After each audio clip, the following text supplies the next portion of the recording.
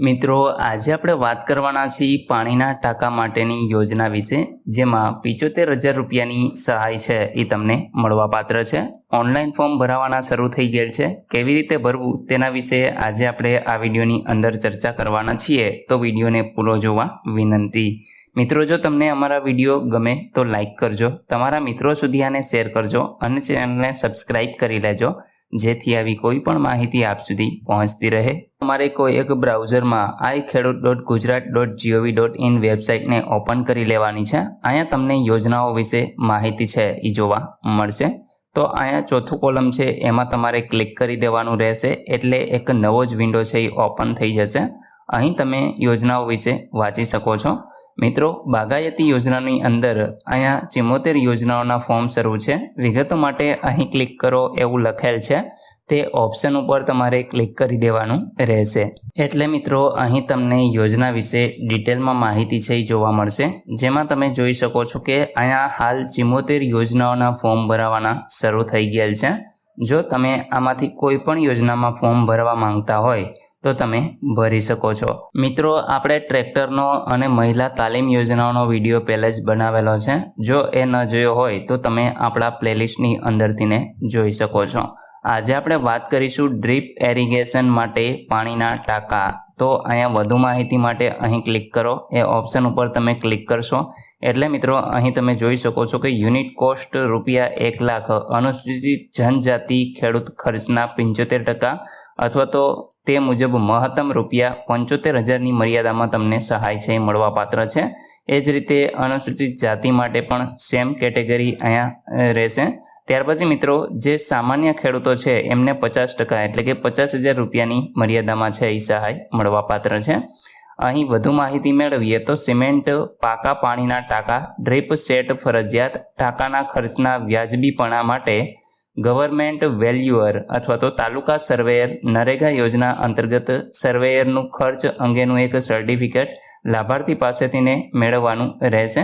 ઓછામાં ઓછા 25:50 ઘન મીટર ક્ષમતાવાળા પાણીના ટાંકા બનાવવાના રહેશે। ખાતા દીઠ ફક્ત એક જ વખત તમને આ યોજનાનો લાભ છે એ મળવાપાત્ર છે, એટલે કે મિત્રો આજીવન તમને આ યોજનાનો લાભ એક જ વખત મળવાપાત્ર છે।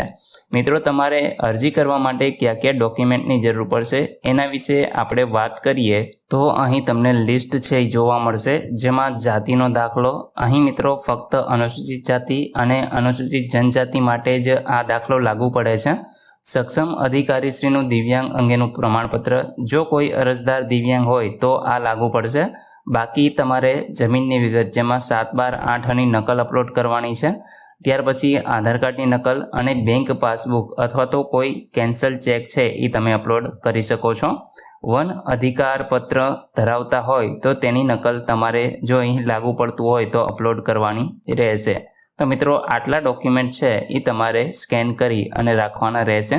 ત્યાર પછી મિત્રો, અહીં ઓનલાઈન અરજી તમે જોઈ શકો છો, તારીખ 22/4/2023 થી 31/5/2023 સુધી તમે કરી શકશો। અરજી કરવા માટે અહીંયા ઉપર તમને ઓપ્શન જોવા મળે છે, અરજી કરો, એ ઓપ્શન ઉપર તમારે ક્લિક કરી દેવાનું રહેશે। એટલે મિત્રો, અહીં અરજી ફોર્મ ભરવા વિશેની સૂચના છે એ તમને જોવા મળશે। નીચે તમે સ્ક્રોલ કરાવશો, જો તમે રજિસ્ટર અરજદાર હોય તો હા સિલેક્ટ કરવાનું છે, અન્યથા ના સિલેક્ટ કરી આગળ વધવા ક્લિક કરો, એ ઓપ્શનને તમારે સિલેક્ટ કરી લેવાનો છે। એટલે મિત્રો, અહીંયા અરજી ફોર્મને જે તમામ કોલમ છે એ તમને જોવા મળશે। નવી અરજી કરવા ક્લિક કરો, એ ઓપ્શન ઉપર તમારે ક્લિક કરવાનું છે, એટલે મિત્રો અરજી ફોર્મ છે એ ઓપન થઈ જશે। અહીંયા તમને લગતી જે તમામ વિગત છે એ તમારે ભરી દેવાની રહેશે। ત્યાર પછી બેંકની વિગત છે એ તમારે આપવાની છે, અને રેશન કાર્ડ અને જમીનને લગતી વિગત, આ તમામ કોલમ ભરી ત્યાર પછી તમે અહીંયા કેપ્ચા લખી અરજી સેવ કરોના ઓપ્શન ઉપર ક્લિક કરશો, એટલે મિત્રો તમને એક એપ્લિકેશન નંબર છે એ જોવા મળશે, જેને તમારે સાચવીને રાખવાનો છે। જો ભવિષ્યમાં તમારે અરજીનું સ્ટેટસ જાણવું હશે ત્યારે એ નંબર ઉપરથી તમે જાણી શકશો। ત્યાર પછી મિત્રો, તમારે અરજી કન્ફર્મ કરવાની રહેશે। અરજી કન્ફર્મ કરવા માટે તમને જે છેલ્લે અરજી નંબર મળેલો છે એ અરજી નંબર તમારે અહીંયા લખવાનો છે। ત્યાર પછી જમીનનો ખાતા નંબર અથવા તો રેશન કાર્ડ નંબર આ બેમાંથી કોઈ પણ એક લખી તમારે અરજીને સર્ચ કરાવવાની રહેશે। એટલે તમને નીચે ઓપ્શન જોવા મળશે કે તમારી અરજીને કન્ફર્મ કરવા અહીં ક્લિક કરો, તો એના ઉપર તમારે ક્લિક કરી દેવાનું છે। એટલે તમારી અરજી છે એ કન્ફર્મ થઈ જશે અને ત્યાર પછી મિત્રો એ જ રીતે પ્રિન્ટ છે એ તમારે મેળવી લેવાની રહેશે। તમારે આ પ્રિન્ટને કોઈ પણ જગ્યાએ અપલોડ નથી કરવાની અથવા તો ક્યાંય પણ દેવાની નથી, તમારે તમારી પાસે જ રાખવાની રહેશે। જ્યારે પણ મિત્રો તમને કોલ આવે ત્યારે તમારે જે તે સમયે જે તે જગ્યાએ છે એ જવાનું રહેશે અને તમામ ડોક્યુમેન્ટ અને સાથે અરજી ફોર્મ છે એ લઈ જવાનું રહેશે। આશા રાખું છું કે તમને આ વિડીયો વિશે તમામ માહિતી મળી ગઈ છે। તેમ છતાં પણ કોઈ પ્રશ્ન હોય તો કોમેન્ટ દ્વારા પૂછી શકો છો। બાકી ઓનલાઈન અરજી કરાવવા માંગતા હોય તો 910 450 9810 આ નંબર ઉપર તમે વોટ્સએપ કરી વધારે માહિતી મેળવી શકો છો। વિડીયો જોવા બદલ તમારો ખૂબ ખૂબ આભાર। મળીએ એક નવા વિડીયો સાથે, ત્યાં સુધી જય હિન્દ।